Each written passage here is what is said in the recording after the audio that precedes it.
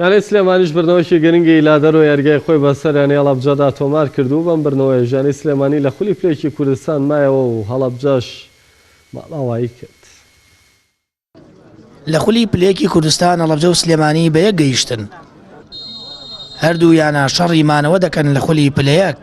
هەر لە دەستپێکدا یاریەکە بە بەیەزی دەستی پێکرد و سلێمانی چەند هێرشێکی بۆ سەر گۆڵی هەڵەبجە ئەنجامدا، بەڵام بێگۆڵ تێپەڕین.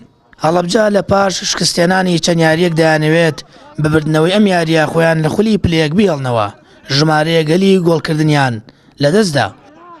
گێمی دووەمی یاریەکە نمایشی گۆڵەکان یانەی سلێمانی بوو. لە خولەکی 47 محەممەد جەمال گۆڵ یەکەمی بۆ سلێمانی تۆمار کرد. هێرشەکانی سلێمانی بۆ سەر گۆڵی هەڵەبجە زیاتر بوون و لە خولەکی 79 حەیدەر جەلیل گۆڵی دووەمی سلێمانی تۆمار کرد. محەممەد جەلیل لە خولەکی 88 گۆڵی دووەمی خۆی و سێمی سلێمانی لە تۆڕی هەڵەبجە تۆمار کرد. بەو ئەنجامە ژیانی سلێمانی بە 3 گۆڵی بێوەڵام یاریەکەی بردەوە و 7م شکستی تووشی هەڵەبجە کردەوە.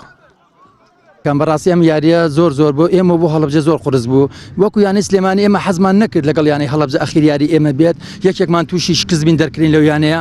ئێمە بەناوی یانی سلێمانی و بەناوی خۆشمانەوە زۆرمان پێ ناخۆشە کە یانی هەڵەبجە لەسەر دەستی ئێمە دەرکرا.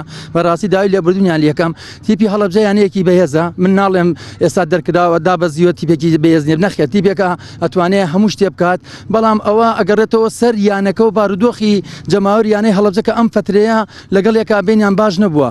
ئەگینا تیپێکی باشیان تۆکمەیان هەیە توانیمان ئێمەش لەگەڵانە ئەو یاریە بکەین. سپاس بەخوا ئەو ئەنجامەی کە ئێمە ویسمان هاتووین بۆی بەدەستمانێنا، سپاس بەخوا. دیارە ئەوەی کە خۆتان بینیتانە ئەو قەیرانی کە بە سەریانی وەرشی هەڵەبجە هات بە تایبەتی جێهێشتنی یارزانەکانی پێشوویانی هەڵەبجە لە دوای گەڕی سیان زامینەوە. ئەلبەتە فێرخەیەک تۆ لە 5 جارێک کۆیان کەیتەوە و توانای تەمرین وەریەکە لە شارێک پێکی بێنی هەر نتیجەکەی هەر بۆ شێوازە بێ.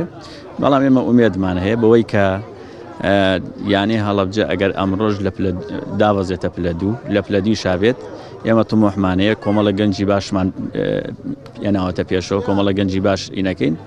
زۆر تەبیعیە چەندین ساڵ هەڵەبجە لە پلە دووە بووە، اینجا سەرکەوتەوە بۆ پلەیەک، لە پلەیەکی شایسته داوەزێتەوە پلە دوو. ئێمە ئەگەر یاریزانەکان بەو ئەدەب و تربێتەی کە خۆمان ئەمانوێت تربێتیان بین و بیانکەنە یاریزانی ئەم شارە بەو شێوازە بێ، ئێمە 2 ساڵێکە لە نایابین. هەڵەبجە بەو شکستەی لە خولی پلەیەکی کوردستان داوەزی بۆ ئاستی پلە دوو، هەرچی یانەی سلێمانیژەیە لە خولی پلەیەک مایەوە.